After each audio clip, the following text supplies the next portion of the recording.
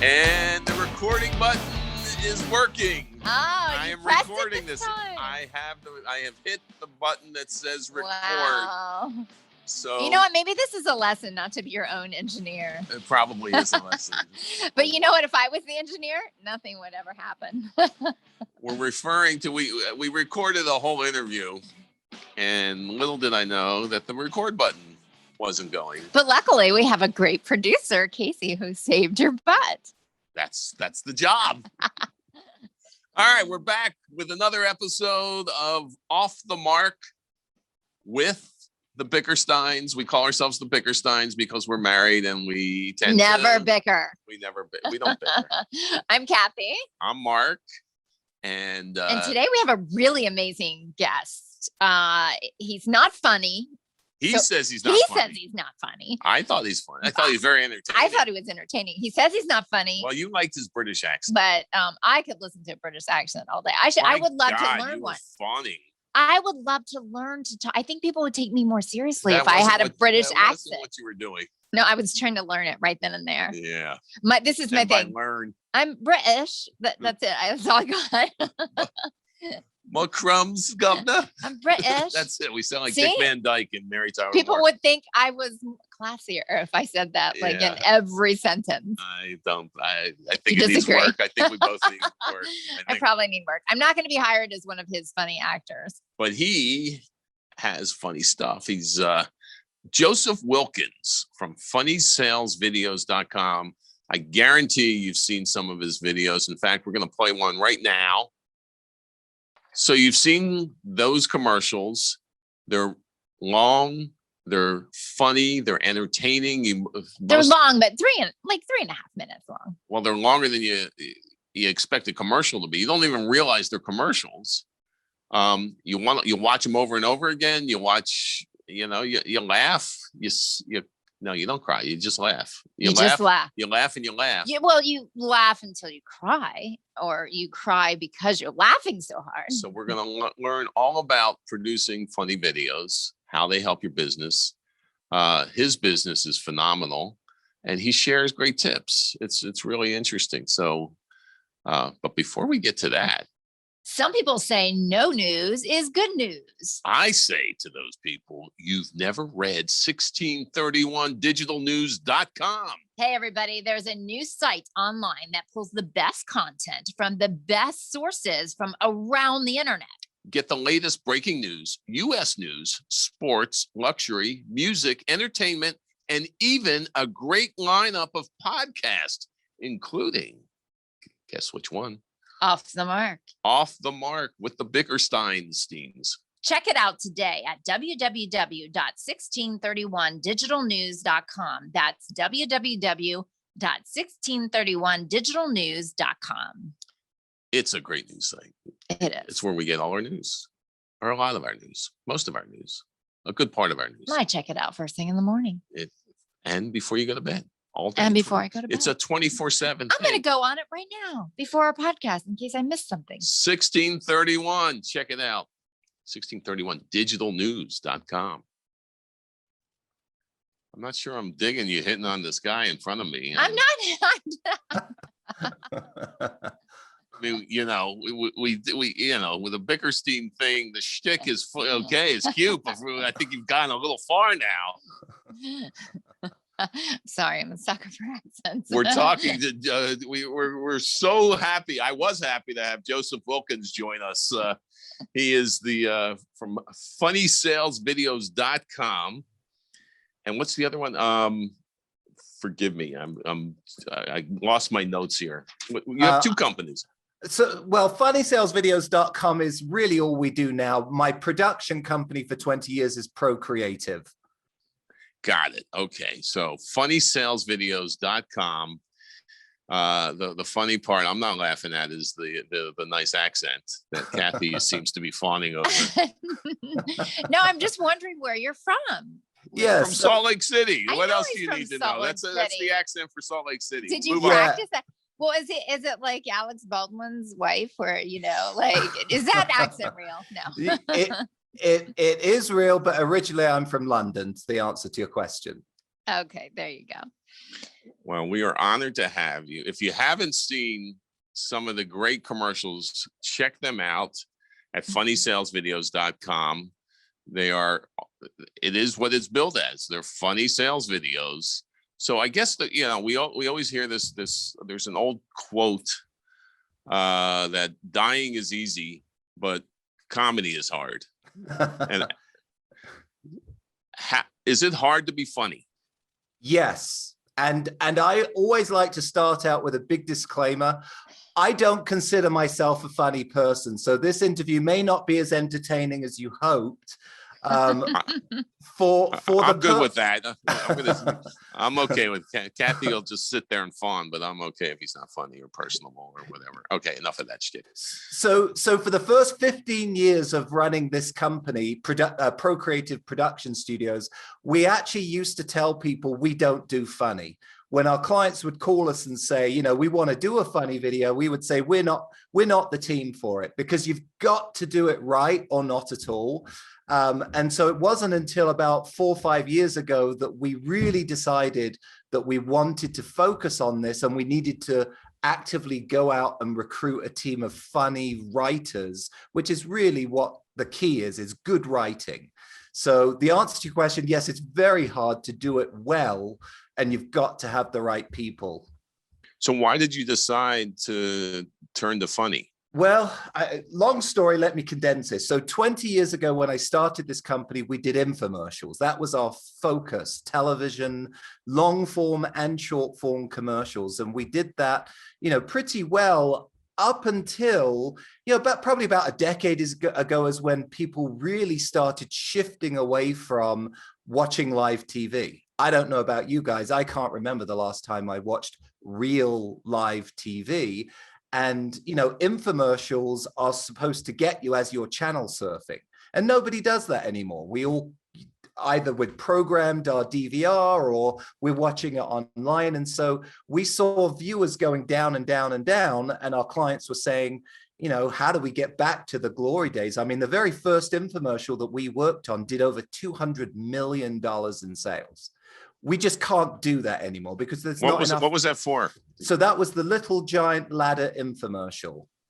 And one that folds out and yeah, exactly. Yeah. 40 different positions and whatever. Yeah. Yeah. And we were one of 3 production companies on that. We were a very small part in that, but that kind of opened my eyes to what you could do. And then we went and did a lot of other shows, short form and long form. But eventually our clients were saying, we can't keep paying these rates because we're not getting the sales that we used to because of the way that habits have changed. And so we really started to look at what companies like the Harmon Brothers and other bigger agencies that were doing these really funny viral style videos. And our clients more and more were just demanding, we want to do stuff like that, because people were shifting away from TV and onto online, but they weren't doing it in the same way. They were online in places like YouTube and Facebook and Instagram, places where they were there to be entertained. And so it's a perfect fit to do entertainment-based marketing, because then you're not disrupting the reason why they're there in the first place. So that's really why we shifted. It's just as a result of we saw what these other companies were doing, racking up, millions of views, tens of millions of views, hundreds of millions of views, but more importantly, dollars behind those views in sales. And so that's really why we decided we need to change, or we're going to go out of business because our clients will stop hiring us because the results aren't there. So just to give you a real quick comparison, before we launched FunnySalesVideos.com, for 15 years we'd been doing hundreds, thousands of videos. Our biggest video never got bigger than 100,000 views. When we launched FunnySalesVideos.com and went out and recruited a team of really good comedy writers, our very first campaign between 3 videos got 7 million views. Fast forward to today, our latest campaign between 2 videos has almost 70 million views, 70. So just orders of magnitude more attention because A, the kind of video it is, but also B, and we can talk about this, it's actually not a viral video in the sense of an organically viral video. Nobody can do that anymore. The algorithms have changed. Facebook and YouTube will detect if your ad is, if your video is an ad and categorize it very, very differently than, you know, let's say if you upload a video of your cat.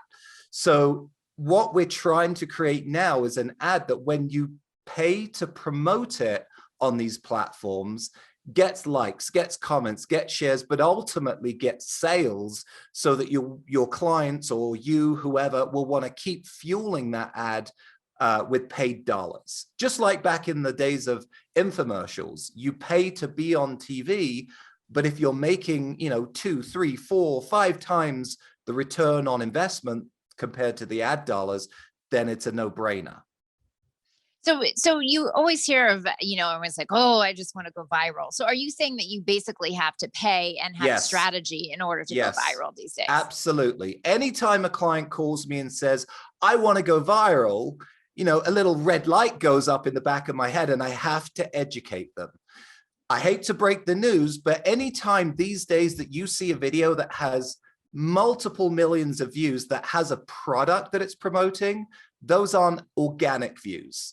I would say 90% of them were paid, and maybe, if you're lucky, 10% of them will be from shares and organic lift. But you have, it's like a snowball. You have to get it rolling. And then once it's big enough, you will get some virality organically, but you really need to forget the idea of going viral and look at the idea of making a video that converts when you put ad dollars behind it. And those ad dollars are from Facebook promoted posts or Facebook advertising or where else? Or YouTube. Are you spending money on YouTube and Instagram? All of the above. So quick disclaimer, we're a creative shop. We don't get involved in all of the back end, but I know enough to be able to describe what the agencies that we partner with or our clients who have in-house teams doing this. So basically what they do is they take our video, and when we create a video, you know, we create multiple versions because Instagram won't let you run a 3-minute ad. Snapchat, TikTok, these all require much shorter ones. Facebook and YouTube will allow you to run a longer one. So we create different versions for different platforms, but then our clients will test. Where is our audience watching? Is this a Facebook audience? Is this a YouTube audience? Is this a Snapchat, Instagram, Pinterest? I mean, there's all different, you know, planning that goes into where is our customer or who is our customer and where are they most likely to be watching. But all of the platforms that you just mentioned, most of our videos will at least get tested on there before we figure out where is it converting the best. So I know like Instagram has to be a minute or less, and TikTok, you know, actually, but what about it's 2 minutes on Instagram. 2 minutes on Instagram. TikTok is 60 seconds. I think it's either 60 or 30. I can't remember off the top of my head, but yeah, they're all different. Is there a secret sauce? Like YouTube, obviously you could go 30 minutes if you wanted. Is there a secret sauce to the other two platforms? Like, do you find that it really needs to be 2 minutes because our attention span is, you know, reduced? And I mean, now people are learning how to sew and selling products and buying products off a 30-second TikTok. You know, I mean, so many TikTok is really, and the Vine videos before that, and now Reels, and then YouTube Shorts. They're all like going, you know, shorter and shorter and shorter videos. So on the YouTube video style, does it have to be a certain, like, under 2 minutes or? So I always answer that question with the platitude is a video needs to be as long as it needs to be to contain all of the things that needs to sell someone, and not a minute more. So that's a roundabout way of saying our videos are mostly successful on the longer platforms. So Facebook, where you don't have a time limit, YouTube, those are the two big ones. And then what we find success with is retargeting with those shorter platforms. So I guess let me just back up for a minute and give your listeners an overview if they haven't been to our website and seen the kinds of videos that we do. Our goal is not to brand. It's not to make it's not to engage people with brand recognition. It's to do one thing and one thing only: sell. I want to take you from knowing nothing about my client's product to pulling out your credit card and putting in your information. That's a very different ask than a 30-second TV commercial where the only real objective is to increase the brand recognition or make you go to McDonald's and buy a Happy Meal because you already know McDonald's. My videos are completely different. I assume that my customer knows nothing about this product or service, and I've got to educate you. Well, first of all, I got to hook your attention, because we all know that everyone is bombarded with an overload of messaging. And so the very first goal is to stop the scroll. And I've got to do that visually, because most of you are going to be watching my video or scrolling through on your phone with the sound off.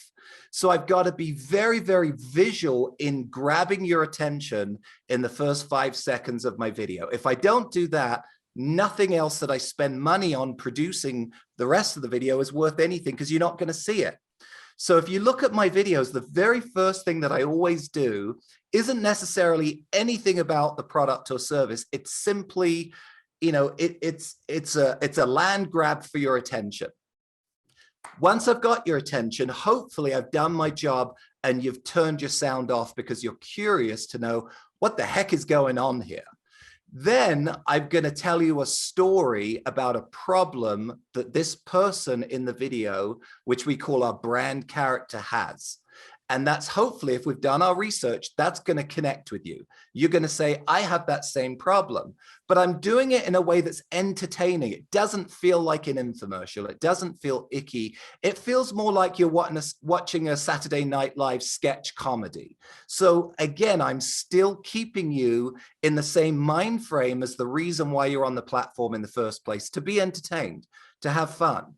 And as I'm doing it, it's about 80% entertainment and only 20% marketing, which is the complete opposite of what most ads are. Most ads, they're not in it to entertain you. They just want to shove a product and an offer down your face. And that still works. It's just a different mindset. So my ads, typically, it's about a minute until I even reveal the fact that, oh, this isn't a funny video. It's actually an ad. But you're hooked enough because you've invested a minute or so. And again, this is the complete opposite of what every Facebook rep will tell you. They'll tell you within the first 10 seconds, you've got to get to the offer or else people are going to scroll on past. We find when we test, this is a long way of answering your question. We find that our long versions of our videos way outperform our shorter versions. Which is why we really only use those shorter platforms to retarget you and remind you of what you've already seen.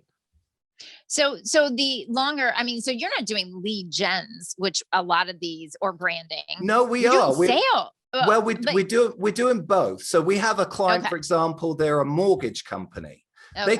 They can't transact a sale on Facebook, but they can generate a lead. But we are going from zero to conversion, however you define conversion. Got it. Okay. What just out of curiosity, how long on average do people stay watching the videos? Do they do it? What percentage stay for the whole thing? So that's a loaded question. My average video is about 3.5 minutes long. And even the Harmon brothers, who are the best, in my opinion, in the world at these kinds of videos, and they're our mentors. We've been through their Harmon Brothers University, which is something I recommend to everyone. They tell me that their best videos only get about a 5% watch through rate, meaning 100% start and only 95% bounce before that 3.5 minute or whatever that ending is. But 5% of 100 million views is a huge, highly warm audience that is probably going to convert in the sales funnel. So it's not about how many people are going to stay. It is, but it's a numbers game. So it's all about attrition. And we look at it's called the retention curve of the video. So if you go into your backend system on Facebook or YouTube, every video has a graph where you can see where are people dropping off. So if you have you'll always see a drop off when you introduce the product, because people suddenly realize, oh, this isn't a sketch comedy, this is an ad. And so it's normal to see, you know, a fairly steep curve where a big majority of people will leave. But other than that, if you see big drops, then look at the point in that video where people are dropping off. And are people getting bored? Are people seeing that it's too confusing and they just don't get it? There's things that you can do in the edit to fix that. But, you know, again, long answer to a quick question, but the drop-off rate is always going to be very significant. But as long as you can keep, you know, a decent amount watching to the end and then make your video go out to millions of people, that's where we really see our sales spike. Is there a you know, a rough rule of thumb? There has to be a joke or some kind of laugh or some kind of shtick every 7 seconds or something like that? Yeah, exactly. So we say hook them at the beginning and then make sure you don't leave it more than, you know, I probably would say about 15 seconds before you hook them again, whether that's a joke or, you know, an outrageous experiment, you know, something that says, oh, this is still entertaining, even if I'm not going to buy. We probably should have asked you this earlier, but I mean, what will people who are listening in, what commercials will they know you from? So our biggest one is True Earth Eco Strips. And most of your audio, I mean, we have, like I said, almost 70 million views on that. And so a lot of people will have seen that one. There's, you know, a lot of different ones. That's probably the biggest one.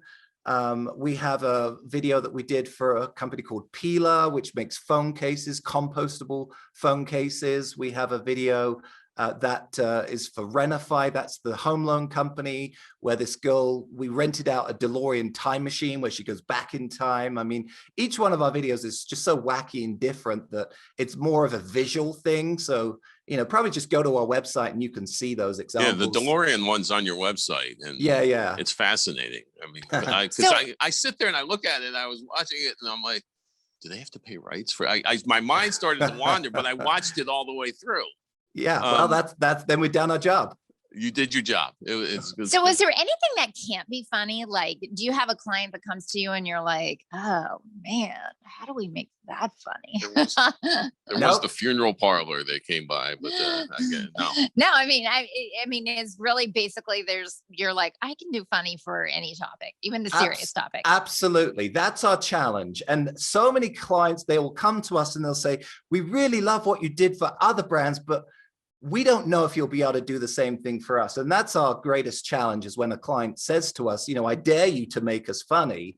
And I always tell people the only companies that will benefit from a funny sales video are those that have humans as their customers, human beings with emotions. Because everyone, you just got to be relevant to that kind of audience. So there's a huge difference between the kind of humor that you're going to put in a video that's, you know, targeting CEOs compared to a video that's targeting teenagers. It's got to be relevant to the problem that they have and then speak their language. And then, you know, everyone loves to be told a story. You just got to make it the right kind of story.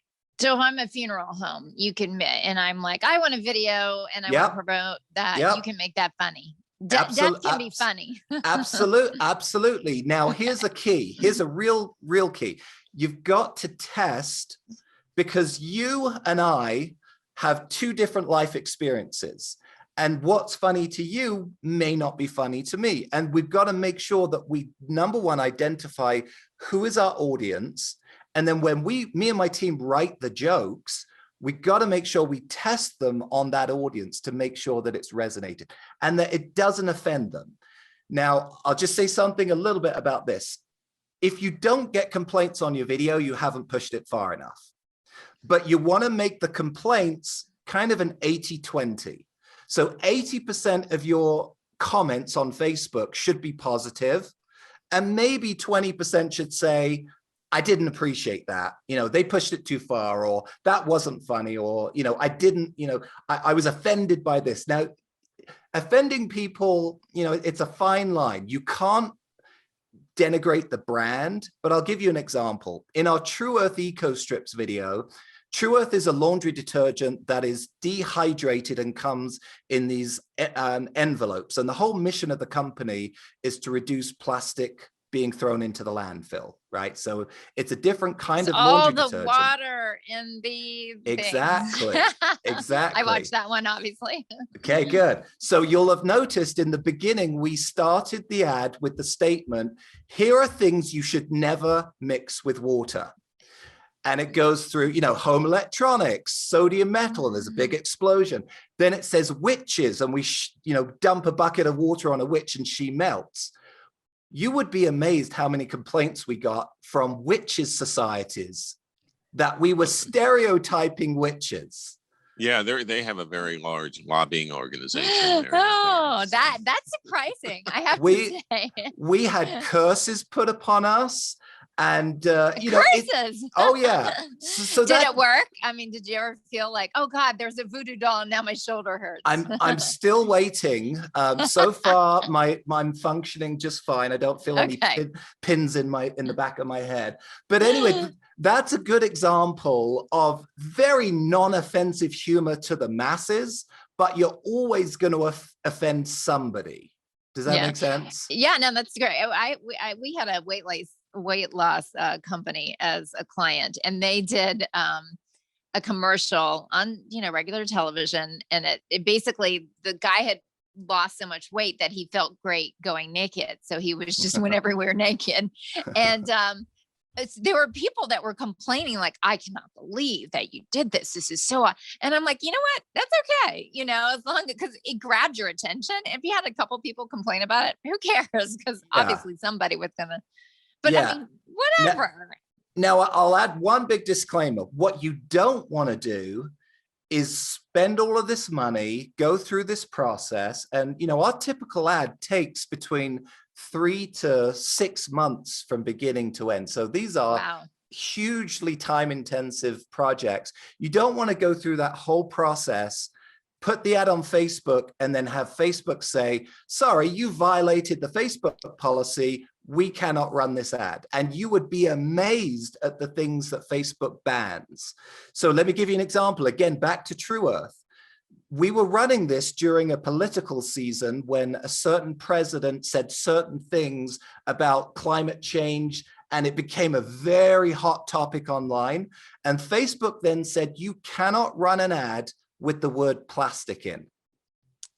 Plastic? Plastic. Such an offensive word.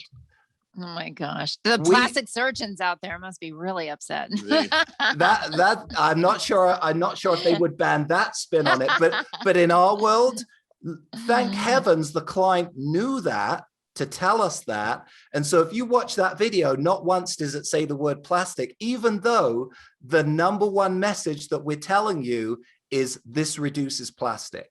Now, let's not get into the details of how ridiculous I think that policy is in the first place, but if we didn't know that, we would have spent a ton of time and money with an ad that we could not use. One company creatively bleeped out the word plastic after Facebook banned it, which I thought actually was pretty funny because you know, I don't know if you've ever seen Jimmy Kimmel's unnecessary censorship sketches, because they're pretty funny. So it ended up being a good thing that came out of a bad situation, but you're not always going to have that get out of jail free card. So make sure you understand what you can and cannot say. And for that reason, we try to stay on the very conservative level on all of our ads, make them all family friendly, while still being edgy, but just not in the, you know, offensive way that will get our ads banned, flagged, or, you know, offend innocent old ladies that may be watching. So if you're obviously transitioned from infomercials, which were back in the day, and they're still happening. Cindy Crawford has one for her Meaningful Beauty or whatever that I've seen. Not that you've watched it. Not that I've watched it or bought the product. But anyway, not that it worked on me. But anyway, so if a company like that was a major production, like, you know, you needed a studio, sometimes a studio audience, you know, their studio is on their website. It's ginormous. Yeah, but I'm just wondering, like, if you look at cost, like a company back then to produce an infomercial, what is the cost difference for a Yeah. company? Is it pretty much the same, or is No. it actually lower in the production, but then you got to make sure you're still, I mean, you know, you got to spend the same amount of money in the advertising part of it. No, huge difference in Okay. both arenas. So Okay. a 30-minute infomercial, just to give you a frame of reference, we would spend $2 million on a 30-minute infomercial, just crazy money. Our average funny sales video is a fraction of that, not even close. Everyone is obviously completely different, but then the beauty is the media spend. It used to be in TV, you needed to spend a lot of money to get it out to the masses in order to test, does it work? Tens of thousands of dollars just to do a test. In the online world, you can spend $100 and get immediately get information back that you can say, yes, this worked, or no, this didn't work. I'm making those numbers up. I'm not a digital agency, but my agencies will tell me, a few $100s a week is all it takes to really test certain platforms, certain versions of the ad. It's a marketer's dream these days compared to what we had 20 years ago to infer, is this working? Is this not working? And go back and re-edit and make tweaks, make changes, change the offer. Because that's one of the other beauties of these kinds of videos. We typically, with our average video, depending on the budget, we'll tell a client, create 3 completely different hooks. So the same video, just the 3 different opening 5 to 10 seconds, make completely different versions and test which one gets the better click-through rate. Test which one gets the better watch-through rate, which one gets the better conversion rate. And then while we're there in the studio or on set with the actors, let's shoot 3 different offers. One could be buy one, get one free. One could be get 25% off. One could be, an evergreen version so that you can run that. And then you can just swap them out depending on which one works better. Or, maybe you've got inventory issues. That's a big problem that a lot of our clients see when we launch our videos. They sell out and we have to stop the ad. Well, what if you had different versions of the ad, one that's promoting this SKU, one that's promoting this SKU, so that when you run out of this, you could just swap it over to this. There's all sorts of benefits, cost and otherwise, to why these kinds of videos are so much more, bottom line friendly. So one of the things I hate when people say, oh, that should be a skit on Saturday Night Live. I can't wait to, and this is what they should do. My point is everybody or many people think they're funny. Yes. And that they can do this. Having an idea and executing that idea and making it funny, 2 completely different things. You even have your ebook on your website, how to produce a funny sales video without hiring us, which I'm sure, which is a funny title. And I'm sure leads to many people hiring you. But can people, if we're going to try to bring this home to some people who may, not have the kind of budget, can people really do this on their own? Yes and no. So I would say there are 8 steps in my free ebook, which you can download at the bottom of my homepage, FunnySalesVideos.com, plug.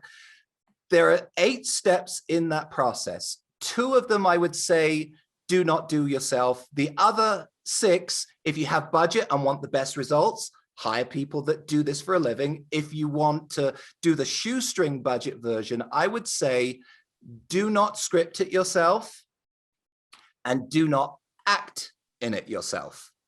Apart from those 2 things, I think anyone can get by and create a video that's going to outperform anything that you've done to this point, unless you've hired one of these big agencies that do this for a living. Because you don't want to try to create a script because it won't be funny. You'll think, and here's the warning, and I went down this road before I launched Funny Sales Videos and had the team that I now have. I used to think, hey, that idea is funny. Let me extrapolate that idea into a 3-minute video. You can't. It has to be just like you said earlier, hook, hook, hook, all the way through the video. Just coming up with one funny idea isn't enough. You've got to have the team to create a script that is going to be funny from beginning to end, or at least highly entertaining from beginning to end. So hiring the right script writers is the #1 thing that I would say. Where do you get them? I mean, do you have like comedy writers? Are they all over the country? Are they? I'll tell you exactly how I get mine, and your listeners can do the exact same thing. The first thing I do is I watch a lot of comedy online. In pre-COVID, I go to comedy clubs. You would be amazed at how many comedians are starving artists. And what that means is they work comedy clubs at night and they fly to the next city. What do they do during the day? They don't have a job. They hang out in the comedy condo. They typically hang out in airport lounges, and they have time to freelance, to write material. Now, comedians, I find, aren't good at writing scripts. What they're really good at is making existing scripts funny. So typically I go through most of my scripts have had close to 10 writers on it, because I segment the different kinds of writing. There's 3 phases to a script. It's kind of like the foundation of a house, the walls of the house, and the roof of the house. The foundation is the marketing copy that has to be in there. It's kind of like sneaking the vegetables into the junk food so that your kids will eat it. You got to sneak the marketing messaging in, or else the rest of the video is pointless. So having a good marketing copywriter that understands the research to figure out what are the key benefits and how do I deliver them. Then you should have a story writer, so a creative writer, not a comedian, but somebody that can take those marketing copy points, create what I call a brand hero, the person that's going to be the main character for your video. Now, they don't represent the brand, they represent the customer. So the closer you can get to what does that customer look like? What do they speak like? What are their problems? What do they look like? What do they dress like? I mean, you'd be amazed that the closer you can nail down that customer avatar, the better your informed decisions will be when you get down to the auditioning. And we'll get to that in just a second. But so a script writer that can create a story about a person who has a problem that finds the solution that you offer. And that's the story scripting. Then you take that finished story and you give it to, I typically go through 4 or 5 comedians to punch up that script. And they're very, very good at doing that, because if you're doing it right, you'll choose comedians that don't just do canned lines, but that improv, especially with a live audience. If you watch comedy, a lot of the time, comedians will either try to get roasted or roast the people in the audience. Those are the ones that you want, because they're thinking on their feet. So what I'll do is I'll send those scripts to 4 or 5 comedy writers that I've either seen in a comedy club or seen online and reached out to, send an email to them, or go on to Fiverr or sites like that. There are a lot of very clever comedy writers that are affordable, especially when you think you've got to hire 4 or 5 of them, because the wisdom of the crowd is always better than the individual. So script writing is something you should leave to the professionals. And then the actor. And I've already talked about that. You want to audition dozens and dozens of actors to find the perfect one. And that's something you can actually do for free. Doesn't cost you anything to audition actors. It only costs when you hire them. I noticed you repeat use on some of these actors. Yes. Is that true? Within the same campaign. So I'm creating, it's kind of like Progressive, Flow, the character that they've created, or Gecko, the Geico brand character. He's in multiple ads, but it's kind of one builds upon the next, but it doesn't have to have, you don't have to have seen the previous one. They don't cross brands? I try to stay away from that. But, you know, I wouldn't rule it out, but typically I like to say, you know, this actor, I'm going to use them for this campaign. Is the comedy writer on set when you're no? Most of my comedy writers don't even live in the same state as me. So the script's locked down before, I mean, there's no changes when you're shooting. Oh, there's tons of changes. That's a whole, I could talk for an hour on that, but I won't. If you hire the right actors, you'll hire somebody that also has experience with improv and can come up with better lines. So you'll give them your script and then they'll come to set ready to deliver what's scripted. But if you aren't so rigid and so rushed, leave time to let the script breathe, meaning get what's on the script, and then say to the actor, give it to me the way that you would say it, or, you know, let's just play. Or even sometimes I won't tell them anything and they'll just, you know, even when they think the camera's stopped rolling, they'll say a funny line or something. If you have fun on set, you'll capture nuggets. I've yet to edit a video that ended up the way the script was written. And that's a good thing. We're talking with Joseph Wilkins. He's the founder of marketing agency Procreative and Funny Sales Videos. Check them out at FunnySalesVideos.com. We're discussing how your business can leverage creative storytelling to go viral through video. It's kind of like sitcoms. Like if you watch a sitcom in live action, you know, whatever the scripts, you know, the writers, and then they'll perform the scene, and then they switch it up. They're like, oh, that wasn't very funny. Let's do it. Like, and the writers get together and they change it, and the actors are just great enough to like, say a different line. Or sometimes the actors just go with their own line, and then, you know, they're like, that was better. I love it. And you can see a lot of that in auditioning. That's why the auditioning process is key.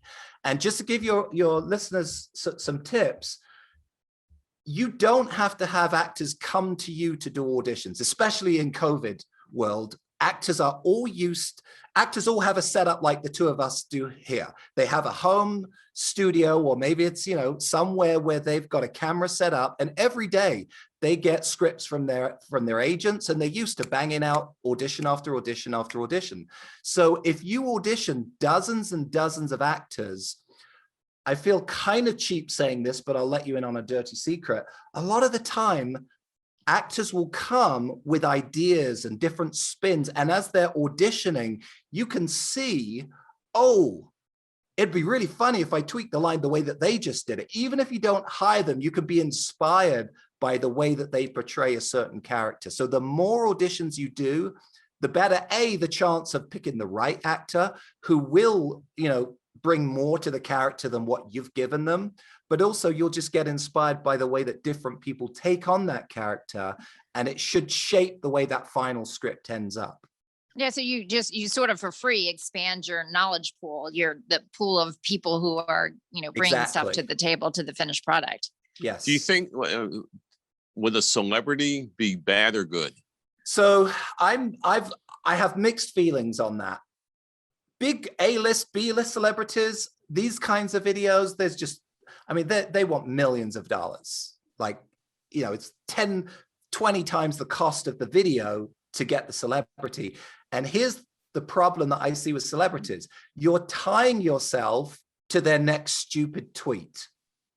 Mm-hmm. Like the second that they do something stupid, you've got to pull that ad down. You've just wasted your entire. Now, I do sometimes like to say, bring influencers, not necessarily as the actor, but to promote your video. So only once have I ever actually brought in, and he wasn't a celebrity, but he was, it was for I don't know if you saw the two music videos I have on my website. It's for a Christian Netflix is the way that I describe it. And this actor was a part of a comedy troupe. It's kind of like a Saturday Night Live for kids. It's the squeaky clean version of Saturday Night Live. And he was just the perfect character to be on that video. And largely because of his influence, we got 7 million views on those 3 videos. And that's the only time that I've had a good experience working with somebody that, you know, is approaching that level. But for the most part— Is this the guy that sang the song? Yeah.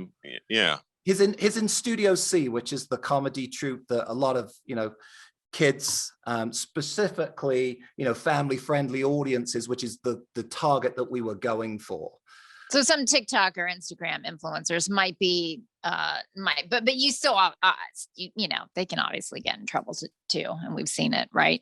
Yeah. But then at least they're less expensive than the multi-million-dollar actress. But some of them, you'd be surprised, are still up there in price. I would say good writing out celebrities. You can create your own celebrity with great writing. You build that character. It doesn't cost nearly as much.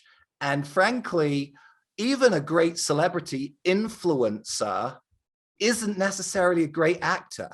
Yeah. Like, think about people like the Kardashians. They're famous because they're famous. They're not famous because they have great acting skills. And that's the number one thing I'm looking for, is great acting skills, comedy skills, improv skills. You probably won't get that even paying top dollar. I think they fight pretty well, though. I think that's But are they funny? We need funny. those are fun. That's acting when they fight like that. So is it impossible? Like let's say, do you always have to work with big brands? Is there small up and coming entrepreneurs that, like, I mean, could they afford you? Like if they think of like, do I need at least $25,000, or I can't even come to the table with you and a digital advertising? I mean, is there, do you know what I mean? Yeah, the answer to that question is yes. You probably need at least $25,000. We started Funny Sales Videos after going through the Harmon Brothers University and seeing, deservedly so, because they are the best of the best, but they charge a heck of a lot more than we do. We wanted to kind of fill that gap between companies that are like, I could never afford something like those bigger agencies do. We wanted to kind of be that gap in the marketplace. But to answer your question, one of the videos we just did was for a one-man entrepreneur guy that was selling a pain relief product. And within a year of launching his campaign, he's doubled his sales. Now, he could never, a lot of people will go to my website and say, well, this video has 30 million views and this video only has 1 million views. This 1 million view video to the company was probably more successful than the one that has 30 million views, because they're a very small company, couldn't keep up with the growth that a 30 million view. But also, you got to remember, these are views tied to ad dollars.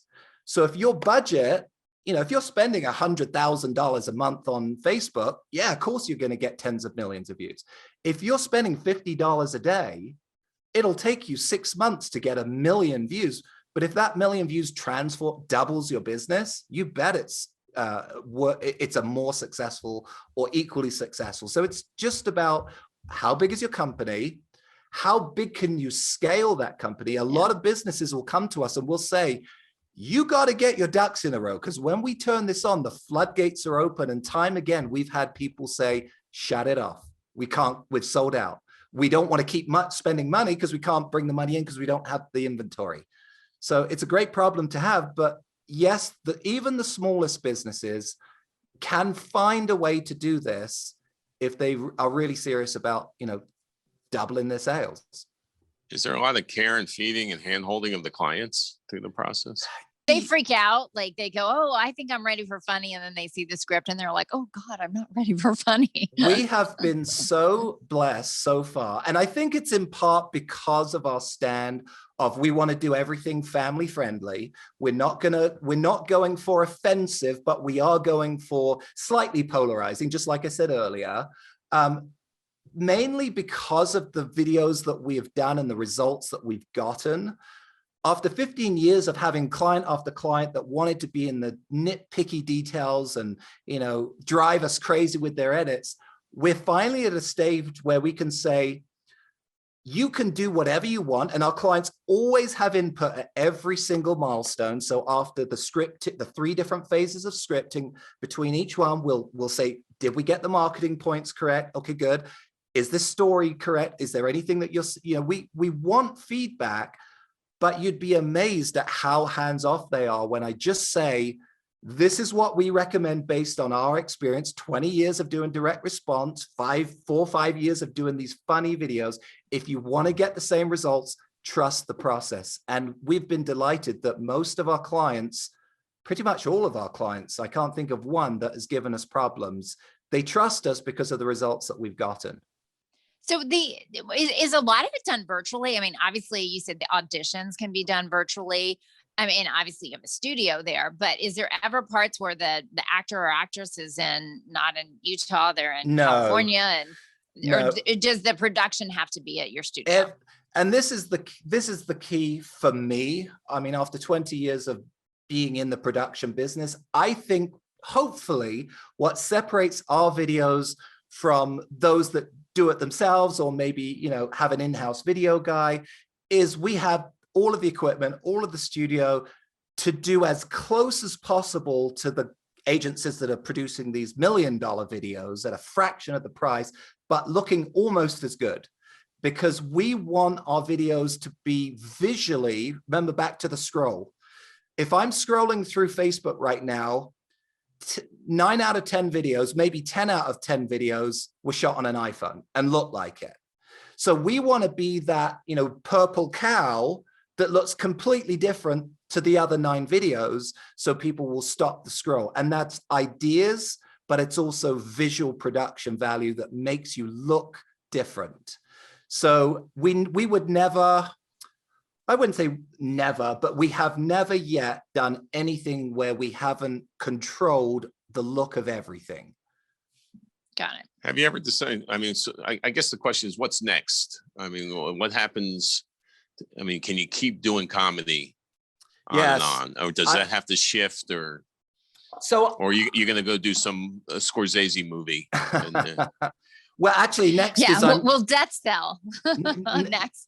Sadness sells next. Well, I still do other projects from time to time. In fact, on Saturday, I'm jumping on a plane, actually 9 planes, if you can believe this, round trip to Tanzania. I'm shooting a documentary for a charity. It's kind of a give back project. We're going in to film these villages in the middle of nowhere that don't have clean running water. We're going with a charity that literally transforms villages' lives by digging wells and giving them clean water. So I'm always looking for ways to, you know, use my talents and my What's the name of that charity? I just saw a video about them. There's a few of them. The biggest one is Clean Water, but the one that I'm going with is called Hearts and Hands. I've heard about. We're just so blessed living in this country. We don't deserve all of the blessings that we have, and I think we need to have more light shone on issues where, you know, people, for, you know, no other reason that they were born in that place, live in conditions that we can't imagine. Couldn't imagine. I'm sure it's going to be a life transforming experience for me. I've never done anything quite like this. So that, you know, little glimpse of other sides of the stuff that I do. But back to your question, I don't think this is going anywhere. Everyone loves to hear a story, which at its root is what we do. We tell stories. People say, oh, the movie industry is dying. Well, they said that when VHS videos came out, and they said nobody would go to the theater again. Then they said it, you know, when Netflix came out, and now they're saying it because of COVID. Storytelling never changes. How you watch those stories will change and will continue to change. And I expect as different platforms come up, we'll have to pivot slightly on the execution, but the fundamental of, I have a story to tell, it's going to benefit you, and I'm going to entertain you while I'm doing it, that'll never change. There's other ways to do it than funny, absolutely. I used to say, my goal when you watch one of my videos is to laugh or to cry.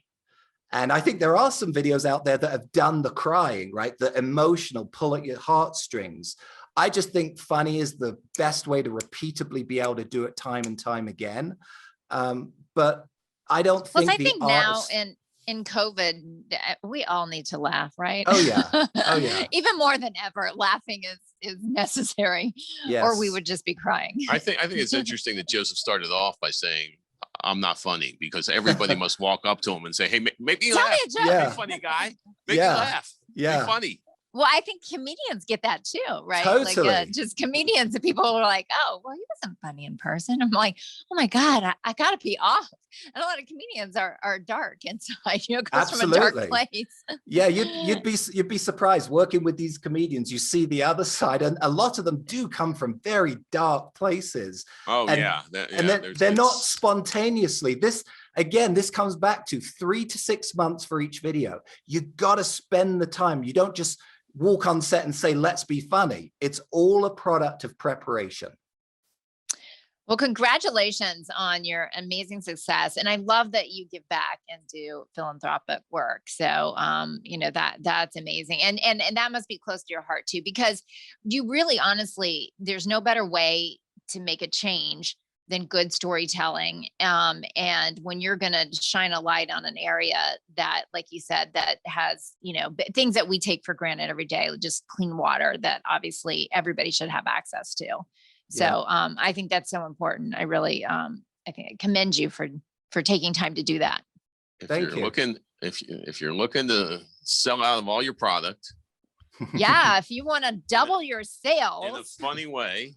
And laugh while you're doing it. Laugh all the way to the bank. FunnySalesVideos.com. His name is Joseph Wilkins. He's been fascinating. This is one of the greatest. I love this stuff. I could go on and on. Did we miss anything? What did we miss? The only thing I would add is that if you've enjoyed listening to this podcast, I have my own podcast. It's called How to Make a Video Go Viral. And it starts out with a disclaimer before every single episode that the title of the podcast is nothing but clickbait. We don't teach you how to make a video go viral. We teach you how to make a video that, when fueled with paid ads, will bring you the sales to keep pumping those ads so that it will look like it went viral. So anyway, check that podcast out. We interview companies that have gone through this process, but we also just kind of go down rabbit holes of all of the 8 steps in my ebook and lots of other things. All right, I'm going to recap here just to show you I've been paying attention. All right, stop the scroll. Number 1. That is the number 1 idea or Amen. Goal, right? Yep. 80-20. With visually stop the scroll. 80-20, 80% entertainment, 20% branding. Is that right? Branding, call to action, selling. Yeah, we actually don't like to say branding because branding means I've just shown you a video, but I don't know what to do. This is direct response. Harmon Brothers, the university. I need to check that out. It sounds fast. I don't know what it is, but it sounds. It's HarmonBrothersUniversity.com. Their courses are extremely affordable compared to the value that they deliver. And I'm not getting a commission to say that. 80-20 also on positive comments to complaints. If you're not getting some complaints, you're not doing your job. Yep. All right. I didn't know 30-minute info cost about $2 million. His videos can be much less now because of all the improvements. Is that correct? Sure. We didn't put a number on your fraction of the price. Fraction of the price. You can't really put a number on a story because 2 stories could be completely different. And the actor represents the customer. Yep. They're not the brand person or whatever. We're not allowed to say brand, but they're representing the customer. Also, he's got a very sexy British accent. That's the last point I think we'll make. And that's why you should listen to his podcast. That's not what people say when I go home. I've been living in the States for 20 years, so I've got a mixed accent between the 2 countries. So I'm a stranger in a strange land. So now they're like, you're all messed up now. You've been Americanized. You're the reverse Madonna. I've been contaminated. We apologize. We apologize. I'm sure you were asked a lot of questions during Americans. the past 4 years ago or whatever. Oh yeah, past 4 years. A lot more than about your accent. We won't go into that.